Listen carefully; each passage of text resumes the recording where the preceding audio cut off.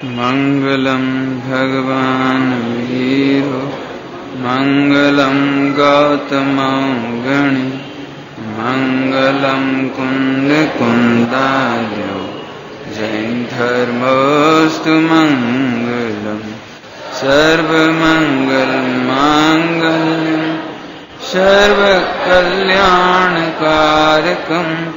प्रधानम सर्वधर्माणां जैनम जयतु शासनम जैनम जयतु शासनम। बीतरागी देव शास्त्र जिनवाणी माता एक और जहां पर सुदृढ़ दृष्टि देती है, अंतर्दृष्टि देती है, दृढ़ भेद विज्ञान देती है, शुद्धात्मा का अनुभव देती है, तो दूसरी ओर से बाहर का इतना सूक्ष्म विवेक भी दिखाती है, जिसकी चर्चा इन दिनों हम कर रहे हैं। जिन्होंने शुद्धात्मा की दृष्टि पाई है, स्वानुभूति पाई है, रत्नत्रय पाए हैं, यदि उनकी विचारधारा चलती है तो वो कैसी होती है, इसका रूप हम देख रहे हैं। ये बात तय है, मिथ्या दृष्टि को देह में आनंद लगता है, भोगों में आनंद लगता है, परिजनों में आनंद लगता है, तो वे दिन रात उसमें मग्न रहते हैं और उसी को बढ़ाने का उद्यम करते हैं। परंतु जिन्होंने परद्रव्य और प्रभावों से न्यारा शुद्धात्म तत्व का निर्णय किया है, साथ ही अनुभूति की है, ऐसे सम्यक दृष्टि, संयमी अनुव्रति और महासंयमी ऐसे दिगंबर मुनिराज, उनके चिंतन में, उनके चित्त में, उनके औदय भाव में कैसी धारा बहती है, किस तरह की सावधानियां हुआ करती हैं, उसकी चर्चा अपन लोग समाधि मरण या मृत्यु महोत्सव के नाम से कर रहे हैं। मैं इसलिए ये बात कह रहा हूं कि इसे कोरा चरणालु नहीं समझना, इसमें आत्मिक परिणामों की अत्यंत सरसता है। जैसे आप अत्यंत भाव सहित विवाह आदि के आयोजन करते हो, मकान बनाते हो, व्यापार करते हो, धन बढ़ाते हो, उससे कहीं अनंत गुने सरसता के साथ, भक्ति के साथ ज्ञानियों के जीवन में समाधि की तैयारी होती है। वो चर्चा अपनी चल रही है। सोनगढ़ में भी बहनें बताती हैं वहां की कि जब बहन श्री वगैरह थी, शांता बहन, चंबा बहन वगैरह, तो यह चौमासे में, चतुर्मास में स्पेशली भगवती आराधना की चर्चा, स्वाध्याय, इसका पठन पाठन बहुत विस्तार से करते थे। वहां पर भी उनको बहुत भक्ति बरतती थी। उनके कमरे में भी यही चित्र, अच्छे साइज में ये चित्र रहता था। कहने का मतलब यह है कि ज्ञानियों के जीवन की तो एक कामना ही है कि कब इस देह को छोड़कर आत्मस्वरूप में रमकर हम सिद्धालय में पहुंचे, अनंत काल के लिए अमर हों। असली समाधि भावना तो यही है, लेकिन अभी मुक्ति डायरेक्ट तो यहां से मिलती नहीं। ज्ञानी शुद्धात्मा को भी जानता है और पर्याय की जो निर्बलता है उसको भी जानता है।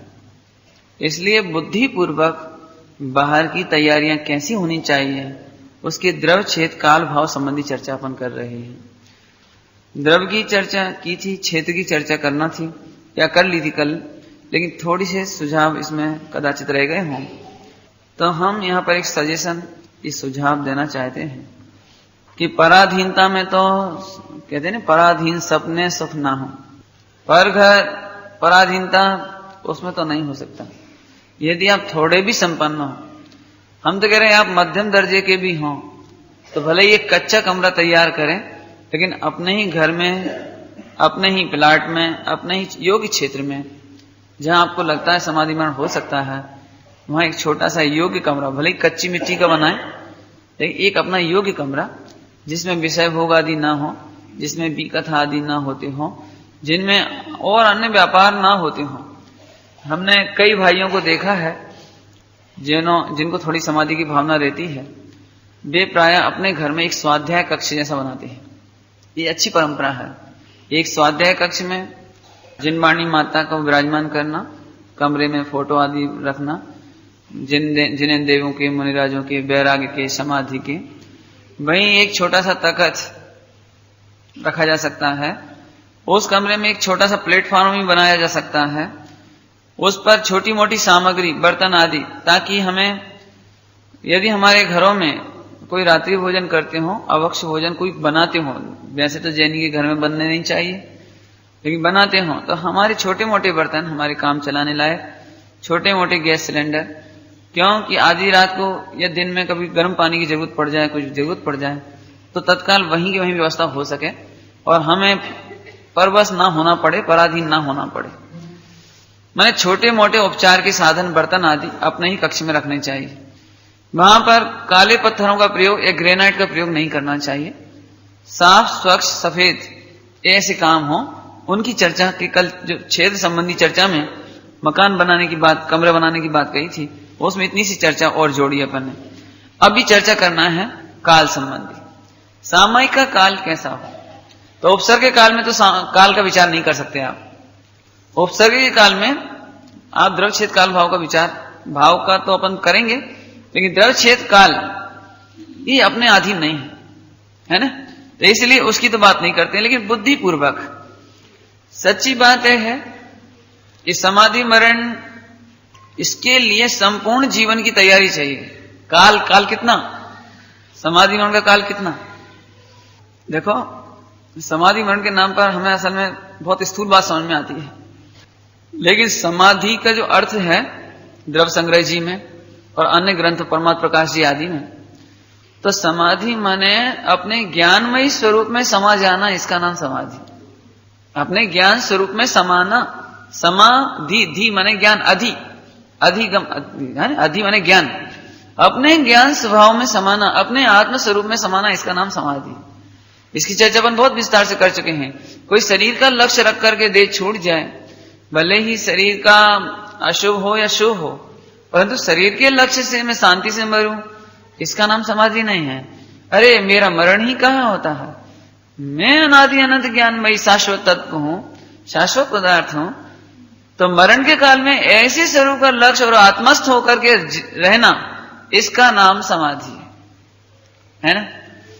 इन अर्थों में देखें तो सिद्ध भगवान अनंत काल के लिए समाधि में है। क्या कह रहे हैं? अनंत काल जो अपने आत्म स्वरूप में समाये हुए हैं, हम भी आत्म स्वरूप में समावे, उसकी दृष्टि करें, उसमें रमें, ये भावना पूर्वक अपनी ये चर्चा चल रही है। तो ध्यान ये रखना। देखो, कभी कभी हम जब समाधि की चर्चा करते हैं तो कई लोगों को ऐसा लगता है ये फालतू की बातें हैं, वो तो अपने आप प्रकट होती है, इसमें कोई दो राय नहीं है, नैसर्गिक रूप से प्रकट होती है, लेकिन फिर भी इसकी चर्चा की जरूरत है। सम्यक दर्शन भी सहज प्रकट होता है, लेकिन हम उसकी चर्चा करते हैं। रत्नत्रय, मुनि दशा, केवल ज्ञान सब सहज प्रकट होते हैं, लेकिन उसका हम स्वरूप विचारते हैं, निर्णय करते हैं, चर्चा करते हैं। ऐसे ही समाधि मरण की भी चर्चा अभीष्ट है। एक बात। दूसरी बात क्या कहना चाहते हैं, कई लोगों को ऐसा लगता है अरे इसमें तो बाहर की बात है, शरीर की बात है, विकल्पों की बात है, इनमें क्या दम है, ये तो अपने आप प्रकट होती है। तो हमें इसमें ये कहना है, यदि हम अन्य प्रकार की चर्चा नहीं करते हो तो ये चर्चा भी मत करो। लेकिन माने हम जब 24 घंटे शुद्धात्मा की चर्चा तो नहीं करते हैं, हम 24 घंटे शुद्धात्मा में ही तो नहीं रम जाते हैं। और जब नहीं रम जाते हैं तो हमने जो बहुत अभ्यासी भी हैं, उन्हें घंटों भी कथा करते हुए देखा है। माने ब्रह्मचर्य भी ले लेवे, प्रतिमा भी कदाचित ले लेवे, तो अभी नहीं तो अपने पुराने समय की याद की बातें बताएंगे। तो खाने पीने की ग्रता हो तो भी कथा, आहार की भी कथा करेंगे, नहीं तो तुम्हारे नाती पोते उनकी चर्चा करेंगे, व्यापार की करेंगे, विवाह की करेंगे। है? मैं एक बात सोचता हूं, हम एक बार मंदिर की कथा को भी यहां भी कथा मानेंगे। हम यदि कोई व्रति त्यागी होकर मंदिर निर्माण, ये करो न, ये करो न, ऐसा करना, ऐसे उत्सव करो न, ऐसे उत्सव करो, यदि वो इसमें उपयोग लगाता है तो हम उसे ये सलाह देंगे कि तुम समाधि मरण की चर्चा करो। समझ में है ना। माने जब आप व्रति त्यागी हैं और दिन रात आत्म स्वरूप में नहीं रह पाते, लेकिन जब ये चर्चा चलती है तो हमें थोड़ी उपेक्षा सी लगती है, ये तो फालतू बातें हैं, ये तो बाहर की बातें हैं, ऐसा कहकर इसकी उपेक्षा नहीं करना। दूसरी बात, अरे भैया ये तो बड़ी कठिन है, और अब लोग अक्सर इस प्रवचन को सुनने के बाद ऐसा कहते हैं, अब भैया ये जीवन में उतर जाए जब कुछ हुआ था, अब को जाए पाले तो बात तो सच्ची, को जाए पाले तो पक्की समाधि हुई है, को ये कौन है जिसकी ये चर्चा चल रही है? ये मत सोचो। मैं फिर कहता हूं, मैं इसीलिए मेरी चर्चाओं में यदि आपने एक भजन देखा हो तो जहां जहां आपको घबराहट लगती है वहां मैं कुछ साहस बढ़ाने वाली बातें भी करता हूं आपको। ये आप ही करेंगे, आप ही कल के मुनिराज हैं, आप ही कल के भगवान हैं। आपको मर पच करके नरक निगोद की भीषण ज्वालाओं से, दुखों से छूटना ही है, इसके सिवा कोई उपाय नहीं है? बहुत सरल भाषा में कहें, आप केस लॉन्च के नाम से डरेंगे तो सुअर के कितने केस लॉन्च होते हैं। स्वावलंबन से नहीं करोगे तो परावलंबन से होंगे। तुम गर्मी और ठंडों से बचने के लिए आकुलित होकर इन साधनों का इस्तेमाल करोगे तो नरकों की भीषण गर्मी और भीषण ठंडों से बचने के लिए कहां जाओगे? बोलो। जयपुर में बहुत गर्मी पड़ती थी और ग्रीष्मकालीन शिविर था, गुरुदेव श्री का प्रवचन हो रहा था। तो व्यवस्थापकों में ऐसा तो लगता ही है कि हमारे गुरुदेव को गर्मी ना लगे, तो तख्त के पीछे छुपा करके वो पंखा रख दिया, थोड़ी हवा आ गई तो कपड़ा हिला, कपड़ा ये पीछे ओढ़ा, क्या है सूझे। और फिर गुरुदेव ने 15-20 मिनट तक, अरे रे सुखिया बुद्धि हो गए हो, नरक में कैसे ले जाओगे ये पंखा? कैसे ले जाओगे? तुम्हारे एयर कंडीशन कूलर नरक में कैसे जाएंगे? पर जो लोग सोनगढ़ गए हैं, परमागम मंदिर में जहां प्रवचन आदि होते थे, अथवा वो स्वाध्याय मंदिर वहां पर प्रवचन होते थे, माने वहां कभी पंखा नहीं आया, पंखा नहीं आया। गुरुदेव के कक्ष में पंखा नहीं आया, कभी आश्रम में भी कहीं पंखा नहीं आया। कहने का मतलब क्या है कि भाई थोड़ी देर तुम इस आकुलता को से बचने के लिए ये नकली सुविधाएं जुटाते हो, लेकिन ये तो सोचो इन नरकादिक में कैसे करोगे? ये त्रियंच गति में कैसे पंखा कूलर क्या पहुंचेगा, ये तो सोचो। हालांकि इसकी चर्चा अपन बाद में करेंगे। अभी तो ये कहना है सारे जीवन की साधना ही समाधि बना सकती है। आत्मस्वरूप का निर्णय, स्वाध्याय, चर्चा, गोष्ठी और आत्मा का निर्णय, आत्मा का लक्ष्य, भेद विज्ञान की प्राप्ति, यही समाधि के साधन है। और बाकी तो जो पाठ है ना, पाठ भावना 32 के नाम से भी है, नीरव निर्झर के नाम से है, और कहीं कहीं सामायिक पाठ के नाम से भी है। नहीं समाधि के साधन है क्या है? तृण चौकी सेल शिखर नहीं, आत्म समाधि के साधन। संस्तर पूजा संग सम्मिलन नहीं समाधि के, न भी आसन है न साधन है, वहां कुछ है ही नहीं। असली साधन तो अंदर में है। हालांकि बाहर की भी अपन विवेक की चर्चा करते हैं, लेकिन असली साधन तो यदि अंदर में ही साधन नहीं हुआ तो बाहर में क्या करोगे? नहीं बोलो। बुद्धिहीन लड़का हो और उसमें अंदर ही योग्यता नहीं हो तो बाहर में क्या करे? किताबें क्या करें? मास्टर क्या करे? ऐसे ही जिसमें अंतरंग के परिणामों की निर्मलता नहीं हो।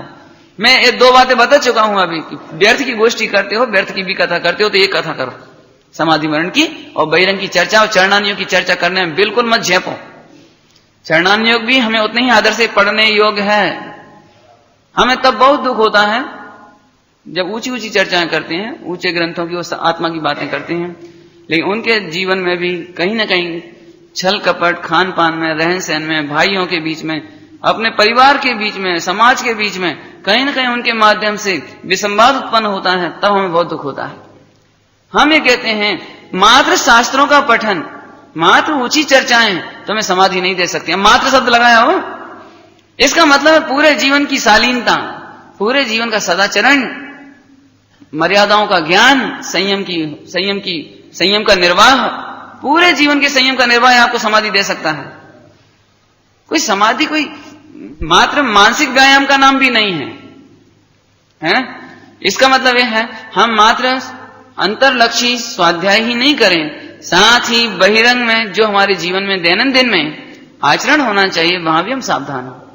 अब तो समझ में आ गया होगा क्या? फिर वही बात है, हम मात्र चर्चा करके संतुष्ट हो जाते हैं और हमारा बहिरंग जीवन सुशोभित नहीं होता है, मर्यादित नहीं होता है, तो सचमुच हम भी हास्य कराने के ही धाम रह जाते हैं। ये भी कोई शोभा की बात नहीं है। ख्याल में आया? देखो अब आगे की चर्चा करते हैं। तो क्या कह रहे थे? काल संबंधी क्या है कि पूरे जीवन इसकी तैयारी होगी तो समाधि होगी। आगे क्या कहना है? देव, अभी इसमें अब काल के बारे में चर्चा है। देवकृत 4 प्रकार के उपसर्ग होते हैं। मुनिराजों के लिए, हमें भी हो सकते हैं 4 प्रकार के उपसर्ग। कौन कौन से? नंबर 1 देवकृत, नंबर 2 मनुष्यकृत, नंबर 3 त्र्यंचकृत और नंबर 4 प्राकृतिक। 4 प्रकार की। कैसे? अब देवकृत में क्या हो गया? ये कोई व्यंतर देव, कई आते हैं पद्म पुराण आदि ग्रंथों में, काफी ऐसे दृष्टांत आते हैं। कुलभूषण और देशभूषण मुनिराज पर्वत पर स्थित थे और वहां पर व्यंतर आदि ने बहुत उपसर्ग किए। शेष सुदर्शन पर व्यंतरणी ने उपसर्ग किए। ऐसे ऐसे बहुत, किसी व्यंतर ने उठाकर उनको ऐसे उठाकर आकाश में से नीचे पटक दिया, समुद्र में पटक दिया, पहाड़ों पर पटक दिया, पत्थर पटके, अग्नि, बरसात। ये देवकृत उपसर्ग। एक काल तो यह है समाधि का, जहां तत्काल समाधि ले लेनी चाहिए, तत्काल। तो देवकृत उपसर्ग, मनुष्यकृत उपसर्ग। मनुष्य में इसकी कथाएं बहुत आती हैं, भविष्य में सुनाएंगे हालांकि हम, लेकिन ऐसी कथाएं जो ग्रंथों में पाई जाती हैं कि मुनिराज के इस कान में से कीला ठोक कर इस कान में से निकाला दिगंबर मुनिराजों को, तीरों से छेद दिया, पूरे शरीर को तीरों से छेद दिया। हालांकि वो कथाओं का समय आएगा, अभी हम संक्षेप में इन्हें बताना चाह रहे हैं। ऐसे मनुष्यकृत रुई में लपेट करके तेल डालकर आग लगा दिया। कौन की कथा सुनाई दी? गुरुदत्त। द्रोणागिर से मोक्ष को प्राप्त हुए ऐसे गुरुदत्त मुनिराज को द्रोणागिर के जंगल में और लगा करके रुई और जला दिया। तो ऐसे अनेकों उपसर्ग हुए हैं जो मनुष्यकृत हैं, ख्याल में है ना। और त्र्यंचकृत, त्र्यंचकृत में सिंह नहीं खा जावे, सियाल नहीं खा जावे, है ना। अब मुनिराजों की तो बहुत कथाएं आती हैं। देखो मुनिराजों को यूं तो 24 घंटे में से मैं समझता हूं बहुत अधिक समय तो परिसय जय में ही बीतता है, 24 घंटे तो। लेकिन त्र्यंचकृत की नाम लें तो रात्रि में मच्छरों का समूह घेर लेवे, जंगलों में सर्प चढ़ जावे, जंगलों में मच्छर आदि तो 24 घंटे। ठंड के दिनों में, अपन ठंड के दिनों में देखो मक्खी आकर के बैठना चाहती, क्यों? कि उसको चारों तरफ का शीत मौसम है और शरीर पर थोड़ी गर्मी मिलती है, तो बार बार मक्खी आकर बैठेगी, तो कैसा लगेगा? ये तो हुआ परिसय। लेकिन दिगंबर मुनिराजों को कोई ऐसे प्राण घातक उपसर्ग करने वाले त्र्यंच आ जावे तो एक काल भी, काल अपेक्षा से विचार कर रहे हैं, इस समाधि का काल है। और क्या हुआ? अथवा प्राकृतिक उपसर्ग। प्राकृतिक उपसर्ग में क्या होगा? इसमें रोग भी शामिल हो जाएंगे, जैसे वात, पित्त, कफ, इनके दोष अत्यधिक बढ़ जावे, अत्यधिक कि समले ही नहीं, प्रबल ज्वर आ जाए, अतिसार हो जाए, श्वास हो, काश हो, बात हो, पित्त का बढ़ना हो, क्षुधा का घटना हो। कई बार क्षुधा घट जाती है तो मुनिया समझ जाते हैं अब ये शरीर रहने वाला नहीं है, क्षुधा घट गई है ऑटोमेटिक। तो क्षुधा घट गई हो अथवा रुधिर का नाश होने लगा हो, रक्त का नाश होने लगा, रक्त बन नहीं रहा हो, या जो रक्त शरीर में है वो पानी होता जा रहा हो, तो ऐसे समय में समाधि मरण के समय है। कठोदर का रोग या सोच का रोग, इस प्रकार के कुछ रोगों के नाम ग्रंथों में मिलते हैं। यदि ऐसे रोग के काल आए तो फिर ऐसे समय में दिगंबर मुनिराजों को या श्रावकों को भी समाधि ले लेनी चाहिए। उपसर्ग में बता ही दिए हैं, लेकिन प्राकृतिक उपसर्ग जब आते हैं तो उनमें वायु, भीषण तूफान आ जाए, भीषण जल, अत्यंत पानी बरस जाए, चलते चलते किसी गड्ढा या कुआं में गिर पड़े।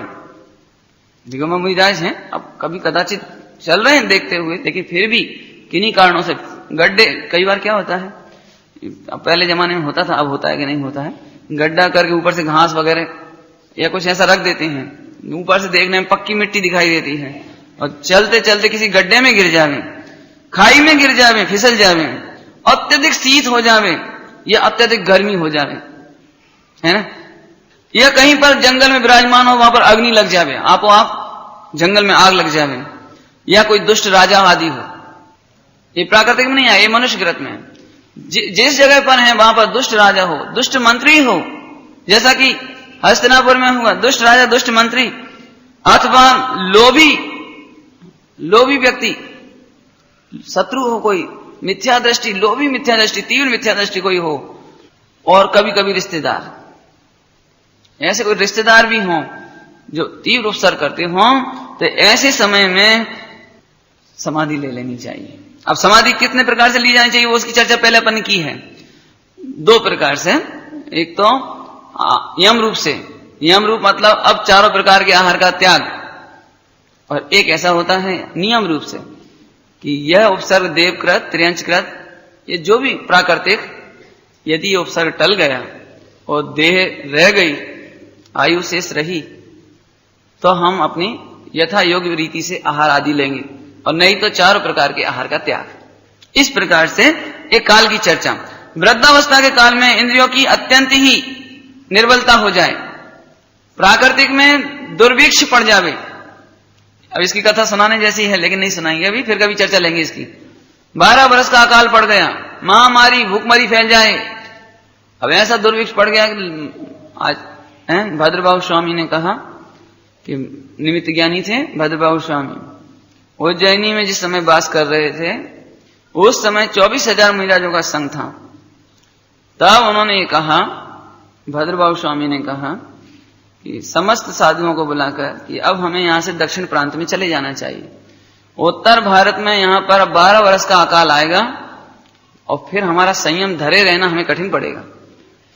फिर भी उनमें से आधे उन्होंने कहा कुछ तो चले गए, ऐसा सुनने में आता है 12,000 उनके साथ चले गए, या जो भी देख लेना आप, लेकिन कुछ रह गए, ऐसा कहने में आता है कुछ रह गए। ऐसी दोनों बातें समझ में आती हैं, कुछ रह गए। क्यों रह गए? कि श्रावकों ने ये कहा कि हे मुनीश्वर, आपके आहार दान किए बिना हम लोगों का श्रावक जीवन कैसे व्यतीत होगा। कई बड़े बड़े सेठियों ने कहा कि आप बिल्कुल चिंता नहीं करो, हमारे पास इतना धन है और इतना गेहूं है, अनाज है कि 12 वर्ष यदि हम खिलाएं तो भी हमें कम नहीं होगा, इसलिए आपका संयम तो हम पलवाएंगे ही। ऐसा कह करके कुछ मुनिराजों को रोक लिया, बाकी तो चले गए। बीच रास्ते में चलते चलते भद्रबाहु स्वामी का तो अत्यंत देह वृद्धावस्था आ गई थी। तब चंद्रगुप्त ने उनको वहां समाधि कराई बीच रास्ते में, अकेले बिल्कुल। बहुत ही सुंदर प्रसंग। माने ये समझ लीजिए 6-7 दिन तक तो चंद्रगुप्त ने, जो मुनि अवस्था में थे, आहार ही नहीं लिया। तब एक बार भद्रबाहु स्वामी ने कहा कि देखो, भले ये जंगल है और यहां कहीं आसपास नगर नहीं है, ग्राम नहीं है, लेकिन एक मुनि को अपने विकल्प की पूर्ति करने के लिए आहार की चर्या के लिए अवश्य जाना चाहिए। तो वे आहार की चर्या के लिए नियम लेकर के गए। तो देखते क्या है कि थोड़ी दूरी पर ही ग्राम है और वहां पर उनकी आहार की चर्या संपन्न हुई। ऐसा 1 महीने तक हुआ। 1 महीने बाद एक दिन वे कमंडल छोड़ा है वहां, बिना पीछे के तो मुनिराज चलते नहीं, लेकिन वो भूल से कमंडल वहीं रह गया। तो एकदम जब लौट कर आए तब याद आया कि अरे कमंडल तो रह गया। जब कमंडल लेने के लिए वापस लौटे वापस, तो एक वृक्ष के ऊपर कमंडल लटका हुआ मिला, वो गांव था ही नहीं वहां। तब उनको ये समझ में आ गया कि ये देवो पुनीत भोजन हमने महीना भर किया है। अरे असंयमी के हाथ का भोजन लेते नहीं है और देव असंयमी होते हैं। तब उन्होंने गुरु के पास आकर के इसका प्रायश्चित किया कि मैंने ये बहुत बड़ी गलती की कि मैंने असंयमियों के द्वारा बनाया हुआ भोजन ले लिया है, असंयमियों के हाथों का भोजन मुझे लेना नहीं चाहिए। तो उसका प्रायश्चित किया।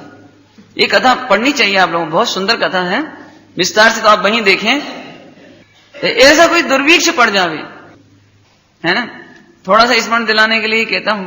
फिर वो जो यहाँ रह गए थे, यहां तो बहुत बुरी स्थिति हो गई थी, क्योंकि फिर लूटपाट बहुत होने लगे। दिगंबर मुनिराज आहार के लिए जावे और आहार लेकर लौटे तो कितने ही गरीब भूखे व्यक्ति उन्हें पकड़ लेते थे, उनका पेट फाड़ देते थे और पेट के अंदर से निकाल करके भोजन कर लेते थे, मांस खा जाते थे। इतनी बुरी स्थिति हो गई थी उन 12 वर्षों में। तब धीरे धीरे इस शीतलाचरण शुरू हुआ। सेठों ने ये कहा कि आप एक काम करो, आप दिन में निकलते हैं तो तकलीफ आती है, आप सुबह सुबह 5 बजे आ जाओ और बर्तन में हम आपको शुद्ध रसोई रख देवे और आप अपने स्थानक माने धर्मशाला आदि मंदिरों में आकर एक स्थान पर भोजन कर लेवे। अब वो सुबह निकलना शुरू हुआ तो कुत्ते परेशान करते 5 बजे, तो वो लाठी शुरू हुई, वो लाठी कुत्ता भगाने के लिए। फिर बर्तन शुरू हो गए।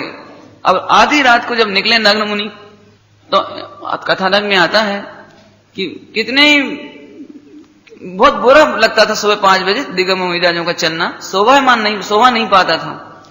तो ऐसे समय में उनको वस्त्र धारण कराया गया कि आप उतनी समय के लिए वस्त्र धारण कर लो और अपने स्थानक में जाके उतार देना। ये जो सारे शीतलाचरण श्वेतांबर आदि की स्थापना हुई, ये उस समय की स्थापना है।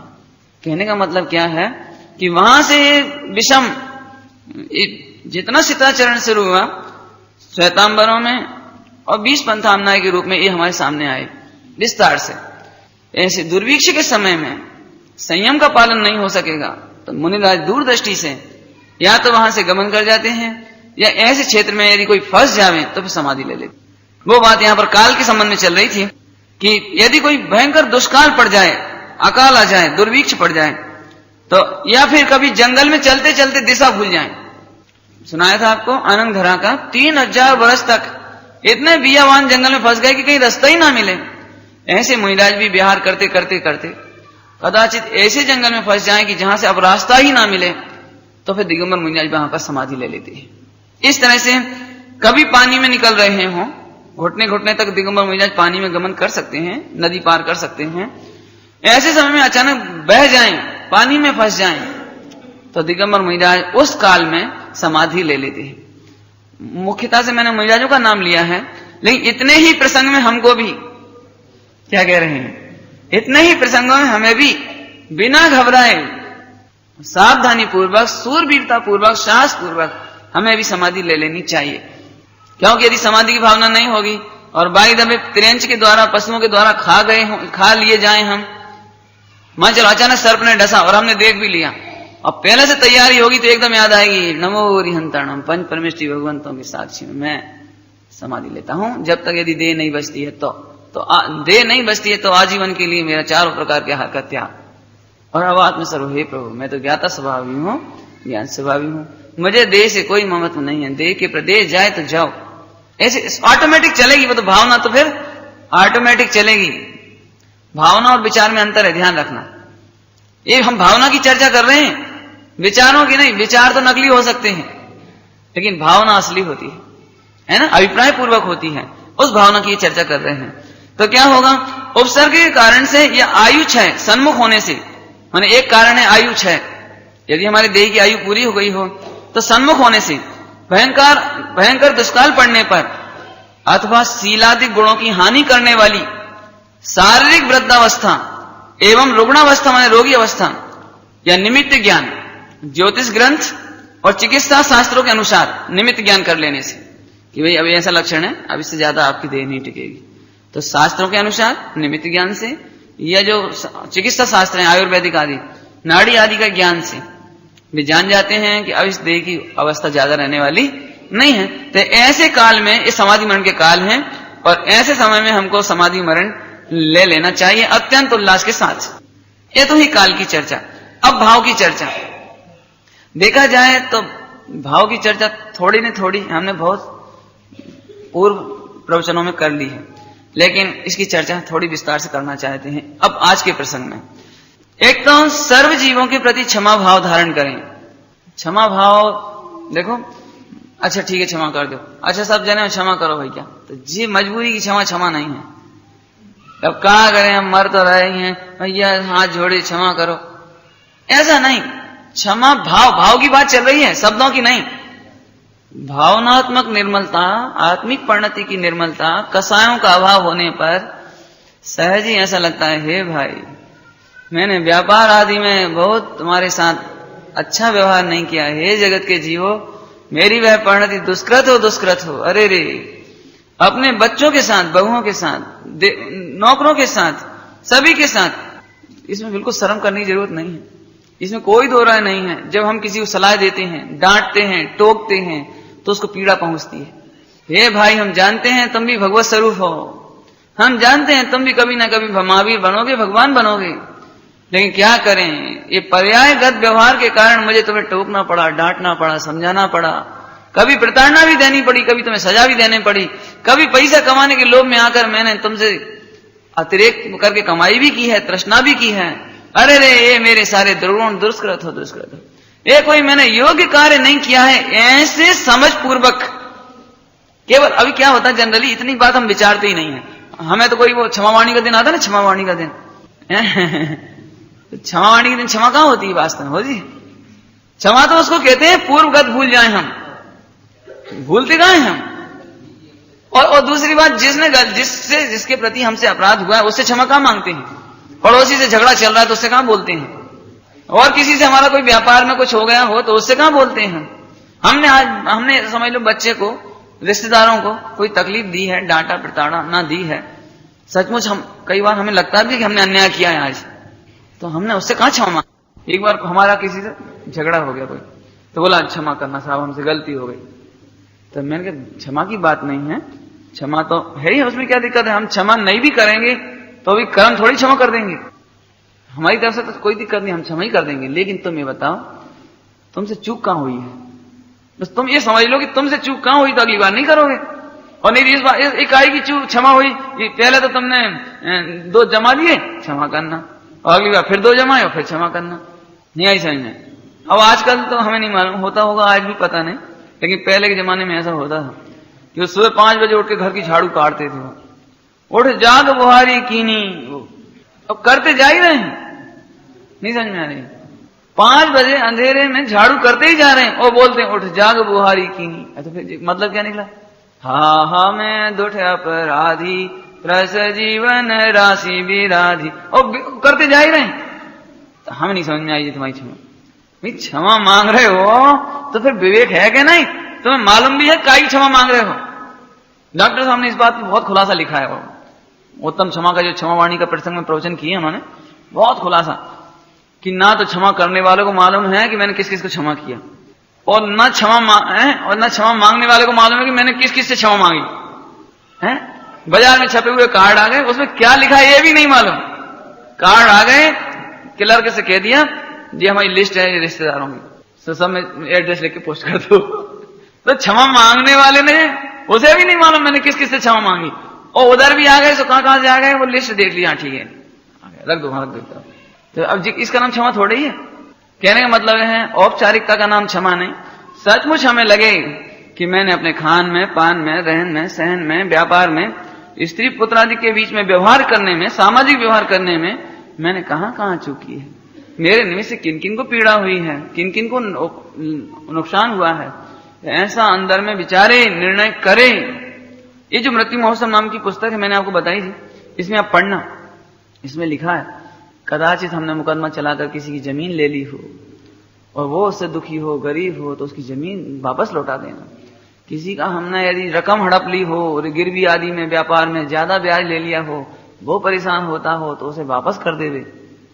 धन जमीन इसकी भाषा में तो खोसी हो, खोसी शब्द है इसमें। यदि हमने किसी की जमीन आदि खोसी हो तो उसे वापस कर दे, जबरदस्ती छीन ली हो है। नौकर आदि के साथ यदि कोई बात हुई हो है तो उसको लौटा देना चाहिए। ऐसा ऐसा लिखा है इसमें, क्योंकि आपकी परिणामों की निर्मलता नहीं हुई तो ऊपर से तो आप कह रहे क्षमा, और जैसे ही उसने कहा साहब क्षमा तो ठीक है लेकिन हमारे 5,000 रुपया आपसे अभी तक लेने, आपने दे नहीं, अब दे दी। अरे क्षमा मांग रहे हैं ना, क्षमा तो मांग रहे वो तो ठीक है, तुम मर जाओगे फिर कल कौन देगा हमारे, हाँ ले लेना। बस तो आप समझना कि अंतरंग में सरलता नहीं आई। आप मेरे कहने का अभिप्राय समझ गए होगे, ये औपचारिकता की बात नहीं है। तुम्हारी परिणति, आत्मिक परिणति सचमुच निर्मल होनी चाहिए। तुम्हें खुद लगना चाहिए कि मैं भगवान जैसा पवित्र पदार्थ हूं और भगवान के मार्ग में जा रहा हूं, और ये जो जीव है जिसके साथ मैंने अनाचरण किया है वह भी भगवान से कम नहीं है। अल्पकाल में वो भी भगवान बनेगा, एक साथ हम सब सिद्धालय में रहेंगे भविष्य में। अरे रे, और आज मैं इसके साथ ऐसा व्यवहार करूं, ऐसा विचार करके उत्तम क्षमा करें। समझ में आया? और क्या करें, उनसे क्षमा याचना करें, उन्हें क्षमा भाव धारण करें उनके प्रति, और स्वयं उनसे क्षमा याचना करें। शांत चित्त होकर आध्यात्मिक पाठादि के आधार पर, समय सार आदि की ये जो भी गाथाएं आपको प्रिय हो उन गाथाओं के आधार से चिंतन द्वारा ध्येय स्वरूपी, ध्यान का ध्येय स्वरूपी शुद्धात्मा को लक्ष्य में लेवे। चित्त की अस्थिरता होने पर नमोकार मंत्र, सहजानंदी स्तुति, छेड़ा लाभ, पाठ आदि, 12 भावना आदि का अवलंबन ले तथा महामुनिराजों की दृढ़ता एवं स्थिरता का करें। ये अपन ने भाव संबंध में लिया है, लेकिन इसकी चर्चा में कुछ प्रैक्टिकल चर्चा थोड़ी सी और लेना चाहते हैं। खास तौर से जब अंतिम समय आता है तो रोगाधिक हो सकते हैं। 99% चांस यही समझो आप कि आपको रोगाधिक हो सकते हैं या एक्सीडेंट हो सकते हैं। तो ऐसे समय में अभी की बात चल रही है कि अभी से क्या तैयारी करें। उसके लिए मैं एक बात आपको कहता हूं कि मैं सोचता हूं जीवन में आपको कई बार बुखार आ जाता है, सिर दुखता है, हाथ पैर में दर्द होता है, ये आपके लिए बहुत उपकारी है। क्या कह रहे हैं? वे महापुण्यशाली हैं जिन्हें साल में 1-2-4 बार बीमारी आती है। नहीं आई समझ में? नहीं, मैं सच कहता हूं, ये बहुत अच्छी है। क्यों? अब उसकी चर्चा हम कर रहे हैं आपको विस्तार से। मैंने अपने हेडिंग में इसमें लिखा है, अस्वस्थता को माने बीमारी को पापोदय मत समझिए, वरन इस अवसर में मोक्ष मार्ग की आधारभूत शिला रखिए, अर्थात भेद विज्ञान कीजिए। प्रसन्न होइए, कितनी हर्ष की बात है। ये क्या कह रहे हैं? बीमारी आई है तो बड़ी हर्ष की बात है। आपको समझ में नहीं आई, मैं बताता हूं। देखो, नाटक खेलते ना नाटक, तो उसके पहले कितनी ही बार रिहर्सल करते हैं। रिहर्सल ऐसे ही समाधि मरण करने का रिहर्सल का टाइम है। क्या समझे? नहीं समझ आया? नहीं, जिसे नाटक खेलते हैं ना तो रिहर्सल करते हैं। तो अपन बीमार हुए, थोड़ा बुखार चढ़ा, सिर दुखा, कुछ हुआ, तकलीफ हुई, अपन मांग रहे बेटा पानी लाइयो, और कोई सुना ही नहीं रहा। भेद विज्ञान करो, मरते समय पानी नहीं आएगा तो अबे तो अपन आकुल तक कर ले, मां चलो चिल्ला चोट कर ले, और मरते समय करी तो समाधि बिगड़ जाएगी। तो कोई बात नहीं, समता रखो। आपको मैं कई सारे पॉइंट देता हूं इसमें। देखो, एक बहुत अच्छा पॉइंट, सबसे नंबर 1, प्रसन्न हो जाइए। क्यों? बड़े हर्ष की बात है कि हमें रोगादिक हुए हैं।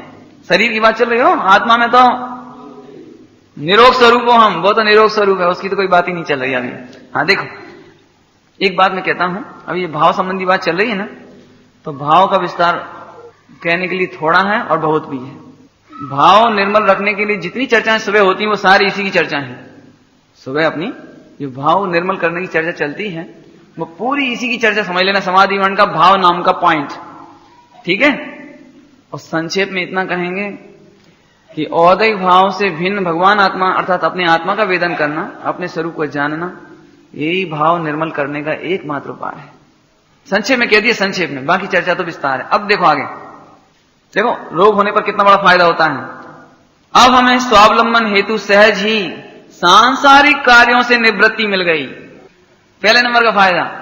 देखो एक बात कहूं, इतने बुजुर्ग हो गए अपन 80, 70, 60 साल के, लेकिन समाज में लोग पीछा नहीं छोड़ते। नहीं साहब, काका जी साहब, आपको तो बारात में चलना ही पड़ेगा, आप नहीं जाओगे तो, समझ गए ना, चलना ही पड़ेगा। अब देखो तो सही, 60-70 की उम्र हो गई, कहां बेचारे जाएंगे, कहां खाएंगे पिएंगे, कहां अवक्ष खाएंगे, वहां डांस होंगे, बी कथा होगी, कहां पूजा पाठ करेंगे, कब पहुंचेंगे, कहां नहाएंगे, सब अरे रे सब मर्यादाएं चौपट। तो अब आप स्वस्थ होगे तो पीछे पड़े ही रहेंगे, नहीं समझे। तो भाव ने कौन पढ़ाएगा भैया, आप ये तो पढ़ाने, आप चलो चलो चलो, बेबी खुश, अरे साहब 10 बेर सूटकेस ले आए, अब क्या करें बताओ, 10 बेर सूटकेस। लेकिन तुम्हें नहीं मालूम 10 बेर सूटकेस के चक्कर में तुम्हारी समस्त मर्यादाओं का चौपट हो गया। देखो पहला फायदा तो यही मिल गया कि अब भी ये नहीं कहेंगे बुखार है तो फिर हम तुम्हें परेशान नहीं करें, तुम आराम कर कहेंगे, वही तो कह रहे हैं। हाँ सही बात है, तो अच्छा है, निवृत्ति मिली, एक फायदा, समाज से मुक्ति। वैसे अभी मैं सच कहता हूं, अभी हमारे यहाँ भी कई लोग हैं, मैंने क्या वो खनियादाना है, प्रवचन में से चले जाते हैं तो हम पूछते कहां गए, क्या करें पंडित जी, वहां को उनको फोन आओ तो रिश्तेदारों को, नहीं जाओ तो बुराई है, नहीं जाओ तो बुराई है, जाने पड़ा था, तकलीफ तो बहुत है लेकिन जाने पड़ा था। तो मैंने कहा आप सच बात यह है कि जो जिनके घर में बहुएं और बेटा व्यापार आदि और विवाह आदि में जाने के लायक हो गए हों तो उन्हें हाथ जोड़ लेने चाहिए, यानी नियम ले लेने चाहिए कि अब हम समाधि मरण की तैयारी कर रहे हैं, आज के बाद हम बुद्धिपूर्वक कहीं विवाह आदि में नहीं जाएंगे। जब तक आप नियम नहीं लोगे तो परेशान किए जाओगे, नहीं जाओगे तो लोग बुरा मानेंगे, हाँ खुद की शादी हो गई अब हमरे मोड़ा मोड़ी को नंबर आओ सो तब तो नियम ले लो, ये हमारी तो मर्यादा है कि अब हम भी कथा और प्रपंचों में असंयम के क्षेत्रों में जाने वाले नहीं है। नियम ले लोगे तो कोई बुराई नहीं मानेगा। इसकी चर्चा हम बाद में करेंगे, आपको बताएंगे। अभी तो इतना कहना है कि आपको निवृत्ति मिल गई। लड़के भी ये नहीं कहेंगे पिताजी दुकान पे जाओ, बहुएं भी नहीं कहेंगी माताजी चौका में चलो, तो निवृत्ति मिल गई। नहीं मिली निवृत्ति है तो पहला, हमें तो पहले उपकार ये लगता है निवृत्ति मिली। इससे क्या फायदा हुआ, और देखो ये तो बहिरंग निवृत्ति। जब बीमारी होती है ना तो टीवी देखने में भी मन नहीं लगता, वो कोई भी कथा करने आ जाए, हंसे या लड़ाई झगड़ा करे तो उसमें भी मन नहीं लगता है। तब देखो 5 इंद्रियों की निवृत्ति मिलती है अरे आंखें भी नहीं चाहती कि कहीं जाएं, घूमें, पिकनिक, सैर सपाटा, कहीं जाने आने का मन नहीं करता, कोई से भी कथा करने का मन नहीं करता, कोई से हंसने का मन नहीं करता, कुछ खाने पीने का भी मन नहीं करता, ये बनाओ, कुछ नहीं। बीमारी के कारण ये बहुत फायदे हैं, और नहीं तो मैं क्या बताएं, मैंने ज्यादा से ज्यादा टाइम कहीं चौके में चला जाए और कभी वो दुकान पे चला जाए और बी कथा में चला जाए। तो ये बहुत अच्छा है, हम तो कह रहे बहुत ही बढ़िया। और देखो क्या करना कि अब उपयोग पंचेंद्रिय के भोग नहीं चाहता, निरोध चाहता है। ऐसे अवसर में तत्व निर्णय करो। जी उसी की बात तो उसी की चल रही है। हे आत्मन, तुम्हारी देह के प्रति प्रीति नापो, ममता नापो। क्यों खाना चाहते हो अवक्ष दवाइयां? पंडित जी ऐसी गोली दो डॉक्टर साहब, खाते ही ठीक हो जाए सिर। अरे क्या चाहते हो, 2-4 दिन दुकान तो दो। अरे दुखने दो ना, क्या दिक्कत है? लेकिन हम अवक्ष दवाइयां क्यों खाएं? अंडा और मांस आदि की बनी हुई गोलियां क्यों खाएं? दुखने दो, कोई बात नहीं, समय पाकर ठीक हो जाएगा। आयुर्वेद का थोड़ा समय लग सकता है, लग जाने दो। प्राकृतिक चिकित्सा करने में समय लगे, लग जाने दो। हमें जल्दी नहीं है कछु। क्यों जल्दी नहीं है? कि आज महाभाग्य है कि 5 इंद्रियों की निवृत्ति मिली, समाज से निवृत्ति मिली, परिवार से निवृत्ति मिली। अब तो एक कमरा में अपने बिस्तर पे हैं आराम से, जब उपयोग लगा सब टेप सुन लिया, स्वाध्याय सुन ली, पाठ सुन ली बच्चों से, शांति से मंदिर में गए तो कोई नहीं कहने वाला कि जल्दी लौटना। मंदिर में घंटा 2-4 घंटा बैठो आराम से, कोई दिक्कत नहीं है। कहने मतलब जितनी आपकी ताकत बने उस तरीके से, खींचातानी बिल्कुल नहीं, लेकिन सहजता से। जिन्हें समाधि करना हो उनके लिए तो ये रिहर्सल है, नहीं? और नहीं तो ऐसा लगता अब कहीं की दवाई हो तुम दे तो दो, ऐसे कहीं की खा के अब तुम्हारा कल्याण, तो फिर समाधि तो ये तुम्हारे ऐसे भाव आए कैसे, कहीं की भी ला के दे दो, ये हुआ कैसे? अब वैसे तो हम बोतल नहीं पिया, लेकिन अब क्या करें? देह छूटे तो छूट जान दो। अभी हालांकि अभी देह छूट नहीं रही, चिंता नहीं करो, अभी तो छोटे मोटे रोग की बात चल रही है। देखो क्या कहते हैं, निरोध चाहता है। ऐसे में तत्व निर्णय करके उपयोग को अंतर्मुखी करना चाहिए। बहुत विचार करना, अभी प्रैक्टिकल पॉइंट दे रहे हैं आपके लिए। नंबर 2, हमने अब तक कैसा तत्व निर्णय किया है जिसके बल पर सहज निर्वाणता की वृद्धि नापो। तुम बहुत कहते हो ना कि हम तो गायक हैं, ध्रुव हैं, गायक हैं, हमें तो चिंता ही नहीं है, हमें तो आकुलता ही नहीं है। तो अब देखो बीमारी काल में आकुलता हो रही कि नहीं हो रही, फिर देह का लक्ष्य कितना हो रहा है, आत्मा का लक्ष्य कितना हो रहा है, ये सब नापने की बातें हैं। देखो आपको बताता हूं, अनुकूलता में स्वाध्याय भी अच्छी लगती है, और जरा सिर दुख रहा हो उस दिन प्रवचन कैसे लगती है सो बताओ। जब पूरा अनुकूलता है शरीर की तब तो पूजा करने में भी आनंद आता है।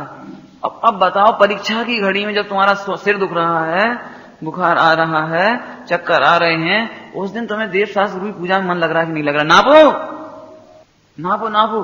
यदि कमजोरी रह गई हो तो अब विचार करो अंदर ही अंदर, हे आत्मन, तुम तो रोज पंच परमेष्ठी भक्ति की पूजा करती थी, आज तो सही में क्या बताएं, आप खुद देख लेना अपनी अपनी परिणति। जिस दिन बुखार आता, क्या करें, दम ही नहीं है, तो ऐसे हाथ हिला के चलो भैया, अरे काय। तो जब अनुकूलता थी जब तो तुम पूजा करती थी, जब अनुकूलता थी तब तो स्वाध्याय सुनते थे। बात तो प्रतिकूलता में परीक्षा की है कि तुम्हारा चित्त कितना लग रहा है। रहन दो ऐसा कह करके तो तुमने पूरे पंच परमेष्ठी की उपेक्षा कर दी। अब तुम्हें पड़वे की दिख रही है, धर तो दो ना है। जी क्या हुआ?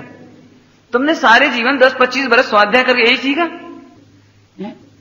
देखो ये असली परीक्षा हो रही है अपनी, कि जब थोड़ा रोग आदि आ जाए तब हमें पंच परमेष्ठियों के प्रति कितनी प्रीति बचती है, भक्ति बचती है, उल्लास बचता है, स्वाध्याय के प्रति कितना रस रह जाता है। अभी स्वस्थ बैठे तो आराम से बैठ के मैं गायक हूं, मैं ध्रुव हूं, मैं भगवान आत्मा हूं, मैं दर्शन ज्ञान चाहिए का पिंड, वाह वाह वाह, आ बहुत आनंद आया। अच्छा ये तो ठीक है, ये तो आपने अनुकूलता में किया। लेकिन हम पूछते हैं, स्वस्थ दशा में भगवान आत्मा हो, देहादिक से भिन्न हो, या अस्वस्थ दशा में भी देहादिक से भिन्न हो? तो फिर देहादिक की चिंता केवल स्वस्थ दशा में छोड़ना कि अस्वस्थ दशा में छूटना चाहिए? है ना, प्रैक्टिकल बात है ना ये तो बिल्कुल। अब नापो ये बात, नापो, ये रिहर्सल चल रही है, रिहर्सल। होता यह है, हम जरा बीमार हुए, जरा कुछ हुआ तो 2 तरह के लोग देखे जाते हैं। एक तो शरीर के प्रति लापरवाह है, जो कि आत्मा के प्रति भी लापरवाह है, दोनों तरफ से लापरवाह है। अरे रहन दे, हो जाए ठीक, मतलब वे ऐसे ही पड़े रहते हैं, उनकी बात नहीं कर रहे हैं। लेकिन हम उनकी तब बात कर रहे हैं जो आत्मा के प्रति सावधान है और फिर देह के प्रति असावधान हो जाएं, अर्थात निश्चिंत रहें, निश्चिंत, तो कोई बात नहीं है। लेकिन जिस प्रकार से असावधानी पूर्वक चार जैसी दवाइयां खा करके जल्दी से ठीक हो जाने की आकुलता वाले हैं, उनकी समाधि नहीं हो सकती। कठिन नहीं लगना चाहिए ये बात, थोड़ा विचार करना हो थोड़ी शांति से। अच्छा, तो फिर क्या करें, इसको नापो पहले की अवस्था के काल में यानी स्वस्थ अवस्था में और अब निशंकता एवं निर्भरता में कितना अंतर है देखिए। तुम तो कहते थे ना हम मरते समय शांति से मरेंगे, और उस समय रोग होंगे तो क्या करोगे जी बताओ। ये अब ये आपको सोचने के लिए छोड़ दिया मैंने। उस समय कितनी निशंकता रहेगी आत्मस्वरूप के मामले में। निशंकता का अर्थ समझाएं कि ध्यान से सुनना जरा। उस समय तीव्र आकुलता भी होगी मरते समय, तो निशंकता बड़ी कि नहीं बड़ी ये बताना है मुझे। सुनो, परिणति में कसाय का आना ये गुणस्थान प्रमाण होता है। आकुलता का होना औदैहिक भाव है, भिन्न भाव है, ये भाव कर्म है, ये विकारी भाव है, ये मेरे से न्यारा है, मैं तो फिर भी शुद्ध स्वरूप हूं, ऐसी निशंकता का रहना नहीं आई समझ में अभी। देखो मैं आपको बताता हूं, अधिकतर आप रोगियों से मिलने जाओ, रोगियों से, और उनके व्रत उपवास में थोड़ी शिथिलता सी हो जाती, समझ लीजिए मंदिर आने में थोड़ी शिथिलता हो जाती है, थोड़ी की बात कर रहा हूं, तो उनका ये कहीं जाते सही बहुत ही बुरा लग रहा हो, क्या करें मंदिर नहीं जा पाए, पूजा रह गई, अरे सबरो धर्म भ्रष्ट होगा हमरो। तो ये तुमको शंका कैसे हो गई धर्म भ्रष्ट होने की? क्या तुम्हारा धर्म इतना कच्चा है कि शरीर मंदिर तक नहीं जाएगा तो धर्म चला गया? कान से सुन नहीं पाए तो धर्म भ्रष्ट हो गया? इतनी जल्दी इतना कच्चा है तुम्हारा धर्म? हम ये नहीं कह रहे कि तुम मंदिर नहीं जाओ, ये नहीं कह रहे, स्वाध्याय मत सुनो ये नहीं कह रहे, लेकिन स्वाध्याय मंदिर पूजा पाठ का नाम धर्म है कि स्वभाव की परिणति का नाम धर्म है? और फिर तुमने क्या निर्णय किया इतने दिन, क्या पढ़ा, कितना सुना, तुम्हारी निशंकता कैसे चली गई? अक्सर हमने ये देखा, बड़े बड़े विद्वानों की बात करता हूं, अंतिम समय में गए और उन्हें लगवा था, भोपाल में भी विद्वान से मिलने गए, लगवा हो गया उन्हें, इतनी बुरी दशा क्या बतावें। लगवा हो जाने के कारण मंदिर जाना तो बंद हो ही गया, लेटरिन सब भाई बिस्तर पे ही, भोजन बिस्तर पे। हम लोग जब उन्हें मिलने जाए तो दिल खे रोए भी, और ऐसी दशा हो गई कि अब कहीं जाना आना हो नहीं पाए, 5 साल तक एक ही कमरे में कैद जैसी स्थिति। ऐसे अरे अब तो जब देह छूट जाए, अब तो जब देह छूटे, विद्वान की बात कर रहे हैं, अब तो जब देह छूट जाए बस, अब रहा नहीं जाता, अब रहा नहीं जाता, इतनी बुरी दशा। अभी जबलपुर जाना हुआ, जबलपुर में एक बहुत नामी वकील था, जबलपुर हाई कोर्ट का, बहुत ही अपने जैन समाज में, और संयोग से लगवा हो गया ना तो बिल खे बिल्कुल बच्चों जैसा, बिल्कुल क्या हुआ ये। ध्यान से सुनो, मैं आपको समझाता हूं। मैं इस मामले में एक बात कहता हूं, अंतिम समय में आप नहीं सुन पाओगे प्रवचन, ये बात पक्की है। एक काम करो भाइयों, जब आपके कान ठीक हैं, आप स्वस्थ हो, इतना सुन लो कि अब सुनने की जरूरत ना महसूस हो। इतना निर्णय कर लो कि अब निर्णय करने का काम बाकी नहीं रह जाए। और जब आंखें अच्छी हैं और मंदिर में हम खड़े हैं, तब जिन बिंबों को इतना देखो, ऐसे देखो कि यदि अंतिम समय देखने को ना मिले तो भी हमें देखने की जरूरत महसूस नहीं हो। इसका नाम समाधि मरण है। इसमें स्वच्छंदता नहीं लेना, स्वच्छंदता की बात नहीं है। हम एक बात पूछते हैं, चलो और अभी 6 महीने 1 साल मंदिर देख लेते आप, मरने के बाद कहां मंदिर देखने जाओगे? तो फिर स्वावलंबन तो चाहिए ही ना आखिर में। तो फिर कहता हूं आपको, निशंकता हमारी परिणति में बढ़ रही है कि नहीं बढ़ रही है, ये आपको नापना है? देखो क्या कहें आपको, माता जी ने बहुत अच्छी रसोई बनाई, अब थोड़ा नमक कम रह गया किसी रसोई में, दाल में नमक कम रह गया। इसका मतलब ये नहीं है कि वो इस बात में संकेत होगा कि मुझे रसोई बनाना नहीं आती। तो कोई ने कहा क्यों साहब नमक तो कम है? हाँ भैया नमक तो कम है, लेकिन मैं इस मामले में निशंक हूं कि मेरी रसोई अच्छी है, नमक कम है बस। सुन लिया, समझ गए? थोड़ा सुनो, ये मैं निशंक हूं। आज पूजा की प्रवृत्ति की कमी जरूर हुई है, मेरी कमी नहीं हुई है।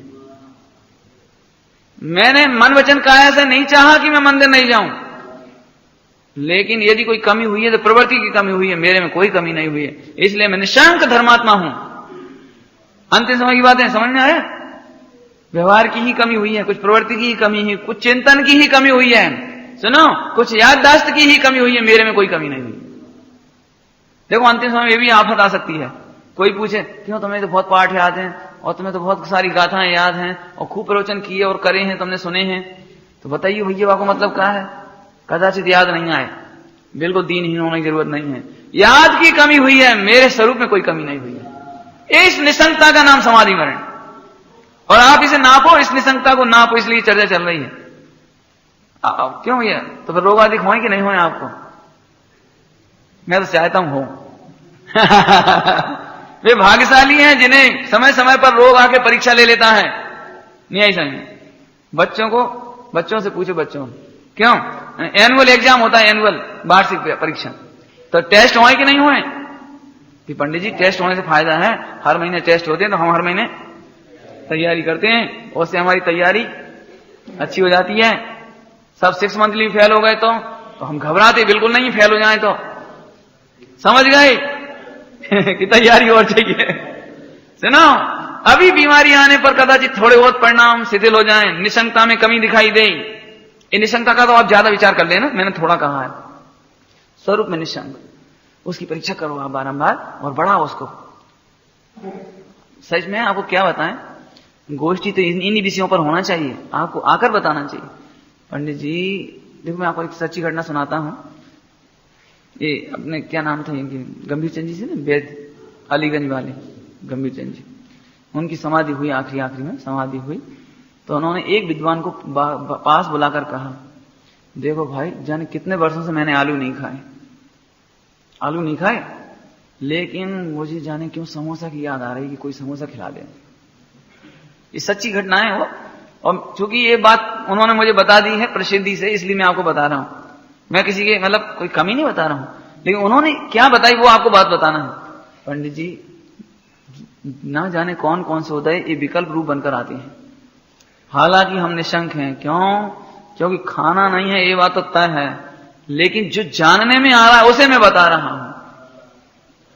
क्या कहें अब, अपन क्या सोचेंगे, भ्रष्ट हो गए और ये सभी समाधि बिगड़ गई, आखिरकार आखिरी में आलू याद आ ही गए। अरे लेकिन आ और गए और हम रह गए, हम तो परिपूर्ण रह गए ना। लेकिन जिन्हें स्वरूप का ज्ञान नहीं होगा वे घबरा जाएंगे, अरे मर गए, अरे सारी जिंदगी पानी फिर गया, सब पढ़े सुने पानी फिर गया, सब व्रत पूजा पाठ हमारा सब धर्म भ्रष्ट होगा।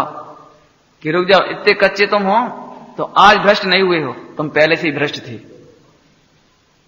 सुना, जिन्होंने जो स्वरूप में निशंक हैं, पहला अंग कौन सा है सम्यक दर्शन का? निशंकित, पहले ही वे निशंकित हैं और निकांक्षित हैं, इसलिए उनकी समाधि होती है। और वे उस समय भी कैसा ही उदय आए, कैसे ही रोग आए, कैसे ही विकल्प आए, वे वेद विज्ञान के बल पर आप लोग अनुभव करती हैं। भैया रोग आए ये आप लोगों को भी करना है, इसलिए आपको ये बात समझाई है। थोड़ा सा और ले लें, अभी तक 5 मिनट है। देखो, वास्तविक पुरुषार्थ का अवसर तो यही है, इस समय हम एवं हमारी परिणति स्पष्ट परिलक्षित होती है। क्योंकि फालतू उपयोग दुकान जा नहीं रहा, इस समय खाने बनाने में जा नहीं रहा, टीवी देखने में जा नहीं रहा, बीकाता करने में जा नहीं रहा। तो आप खुद देखना, अंतिम जो आपको बीमारी होती है ना, तो जो आपको गिलानी या जो टेंशन होता है वो आपकी पुरुषार्थ की कमजोरी है। तो उस समय आपको आपकी परिणति से सामना होता है, आपको स्पष्ट भाषित होता है कि मैं नहीं चाहता हूं तो चाहने वाला अलग, और ये नहीं चाह रहा हूं फिर भी हो रहा है ये भिन्न। ऐसी 2 परिणति स्पष्ट जानने में आती है रोग के काल में आपको। ये बहुत बढ़िया फायदा है, एक फायदा है। फिर क्या करो कि यही अवसर है, इस समय हमारी परिणति स्पष्ट परिलक्षित होती है। स्वस्थ दशा में क्षयोपशम ज्ञान के जोर पर अथवा वैकल्पिक ज्ञान के जोर पर यदि स्वाध्याय चिंतन चलता था तो इस समय उसकी परीक्षा हो जाएगी, प्रैक्टिकल है। और यदि निर्णय के जोर पर चिंतन चलता था, पहले निर्णय के जोर पर चिंतन चलता था कि मैं ध्रुव स्वभावी हूं, यदि निर्णय होगा आपका, मात्र विकल्प नहीं होगा, मात्र क्षयोपशम ज्ञान नहीं होगा, मात्र किताबी ज्ञान नहीं होगा, और निर्णय का ज्ञान होगा, तो इस समय निर्भरता और निसंकता बनी रहेगी और बढ़ती चली जाएगी। ये देख लेना आगे। यह मुख्यतया देह एवं भोगों से विरक्ति तथा भेद विज्ञान का अवसर है, इसे अवश्य ही फलीभूत होना चाहिए। अतः अन्य प्रकार के चिंतन की अपेक्षा इसे मुख्यता देनी चाहिए। नहीं आई समझ में? देखो भाई, ऐसे समय में यदि आपके रिश्तेदार आ जाएं तो आपको क्या लगता है, चलो जी अच्छे आ गए, टाइम कट जे, हम लोग टाइम कट जे, जी अच्छे आ गए जी। और गलत बात है, और ये बहुत बुरी बात है कि बीमारी के काल में टीवी देखकर टाइम काटना अथवा बीकथा करके टाइम काटना, ये नहीं करना। इसलिए ये कह रहे हैं कि मैं तो कई बार ऐसा कहता हूं, मेरे को एक भाई ने पूछा, पंडित जी हम इस बात से बहुत परेशान हैं, जब मेहमान आते रहते हैं कुछ ना कुछ बातों में कट सी, व्यवहार में बहुत टाइम चला जाता है हमारा। तो मैंने एक काम किया करो, तुम्हें बी कथा नहीं करना हो, तो जैसे कोई दरवाजा खटखटाया तो जल्दी से पलंग पे जाकर लेट गए, व्यवस्था कर लो जल्दी से पहले। पट्टी बांध दो, एक पट्टी बांध दो, और फिर दरवाजा खोलो। ऐसे कहा ये कैसे आए, और फिर बस जाके फिर पलंग पे लेट जाओ, और भाई ये तुम अच्छे आ रहे, जरा छह डाला सुनाइयो।